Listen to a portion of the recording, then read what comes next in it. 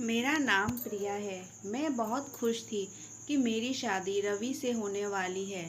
शादी घर वालों की मर्जी से ही तय हुई है। मेरे भैया की शादी अभी 1 साल पहले ही हुई है। मेरी भाभी का नाम रचना है। मेरी भाभी बहुत सुंदर है, साथ ही बहुत हंसमुख है। हंसना और बातें करना उन्हें पसंद है। जब से भाभी घर आई हैं, घर में एक अलग ही माहौल रहता है। मेरी भाभी से मेरी अच्छी बनती है, लेकिन एक बात की वजह से मुझे नहीं पता था कि मेरी सोच इतनी बदल जाएगी। एक दिन रवि जब घर आया था, तब मैं, भाभी और रवि में एक कमरे में थे। हम लोग बैठे ऐसी ही बातें कर रहे थे। जैसा कि मैंने पहले ही बताया कि मेरी भाभी बहुत बातें और मजाक करती है। ऐसे ही बातों बातों में उन्होंने रवि से कह दिया कि आपने भी क्या देखकर इसे पसंद कर लिया। आपका दिमाग तो सही है, अभी भी मौका है, आप बच सकते हो। शादी अभी हुई नहीं है। इतना भी होता तो शायद मैं बर्दाश्त कर लेती, लेकिन उसके बाद जो रवि ने कहा, उससे मुझे ज़्यादा बुरा लगा। रवि ने कहा कि क्या करूं भाभी, आपकी जैसी सुंदर तो मुझे शायद मिलेगी नहीं, तो अब जो मिली है उसी से कर लेता हूँ। बात मजाक में ही हो रही थी, लेकिन मुझे वो बात दिल में लग गई थी। उस समय मैंने भी बात हंसी में टाल दी, लेकिन मुझे अब वो बात सोने नहीं दे रही थी। मैं पता नहीं क्या क्या सोचने लगी थी। मैं अपने आप को भाभी के साथ कंपेयर करने लगी थी। मुझे उनसे और उनकी सुंदर होने से जलन होने लगी थी। एक छोटी सी बात मेरे अंदर यह बदलाव ला सकती है, मैंने सोचा नहीं था। मैं उस बात का जवाब देना चाहती थी। मैं कुछ भी सोचने लगी थी। मैं सोच रही थी कि कैसे उन्हें भी मैं रुलाऊं।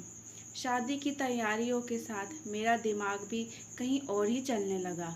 एक दिन भाभी शॉपिंग करने मम्मी के साथ बाहर गई थी। घर में भैया थे।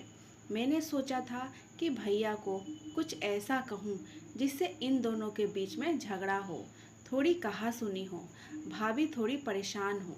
उस समय मैं बस इतना चाहती थी, लेकिन मुझे नहीं पता था कि मेरी उस बात से उन दोनों की ज़िंदगी में जहर घुल जाएगा। भैया भाभी को फ़ोन लगाकर पूछ रहे हैं कि कब तक आओगी। भाभी ने कहा बस आ ही रहे हैं। भैया बोले कि पहले भी यही बोला था, अभी भी यही बात, कब तक आओगी। मैंने उस बात को पकड़ लिया और भैया के फ़ोन रखने के बाद मैंने कहा कि खूबसूरत लड़कियों की बात का कोई भरोसा नहीं होता। भैया पता नहीं क्या क्या छुपाती हैं भाभी, क्या झूठ बोलती हैं। आखिर वो भाई तो मेरे ही थे, उन्होंने भी मेरी इस बात को पकड़ लिया। पूछा क्यों, क्या बात कर रही है, तुझे कुछ पता चला क्या। मैंने जानबूझकर ऐसा दिखाया कि मैं कुछ जानती हूँ और उनसे छिपा रही हूँ। मैंने कहा नहीं, कुछ नहीं, मैं तो बस ऐसे ही बोल रही थी। भैया ने फिर पूछा तो मैंने और ज़्यादा उन्हें परेशान किया। मुझे पता था कि वो जितना परेशान होंगे उतना ही भाभी भी होंगी। मैंने उन्हें ऐसे ही कहा कि भैया मैं क्या बताऊँ, आप खुद समझदार हैं। वो बोले कि क्या मतलब, क्या बोलना चाहती है, ठीक से बता, मैं अब क्या कहती। लेकिन अच्छा हुआ कि उसी समय भाभी और मम्मी वहाँ आ गए और बात टल गई। लेकिन मुझे बहुत खुशी हो रही थी कि मैंने अपना काम कर दिया। भैया उनके आते ही अपने कमरे में चले गए। बस मुझे अब भाभी का वैसा चेहरा देखना था जो मैं देखना चाहती थी। भाभी करीब 1 घंटे बाद जब कमरे से निकली तो उनका चेहरा बयान कर रहा था कि मैंने जो बोला है उसका असर हो रहा है। भैया का भी मुंह उतरा हुआ था। उस दिन से भाभी का बोलना और हंसना कम हो गया। भाभी का मुंह उतरा रहता था। मैं पता नहीं कैसे इतनी कठोर हो गई थी कि उनके आंसू से मुझे खुशी मिल रही थी। भैया और भाभी में सब कुछ ठीक नहीं है, इस बात का पता अब हमारे घर में सबको चल गया था। भाभी अब मुझसे भी बात नहीं कर रही थी, लेकिन मुझे बुरा नहीं लग रहा था। एक दिन भैया भाभी से किसी बात पर बिगड़ गए और सबके सामने उन्हें घर से जाने को कहने लगे। मम्मी और पापा ने कहा कि क्या हुआ, क्या बात कर रहा है, ऐसा क्या हुआ। लेकिन वो बोले कुछ नहीं। भाभी को वो बात बहुत बुरी लगी और वो घर से जाने लगी। मम्मी ने कहा कि शादी सर पर है, ऐसे कहाँ जा रही हो? भैया बोले उसे जाना है तो जाने दो। भाभी मेरी तरफ देख रही थी, लेकिन मुझे ना बुरा लग रहा था ना मैंने उन्हें रोका। भाभी अपने घर चली गई। शादी में सिर्फ 10 दिन बाकी थे और भाभी घर से चली गई। घर में मम्मी भैया और पापा को देखकर अब मुझे थोड़ा बुरा लगने लगा था, पर मैं अब कुछ नहीं कर सकती थी क्योंकि बात बहुत आगे निकल गई थी। सच बताऊं तो बात इस हद तक चली जाएगी इसका मुझे भी अंदाज़ा नहीं था।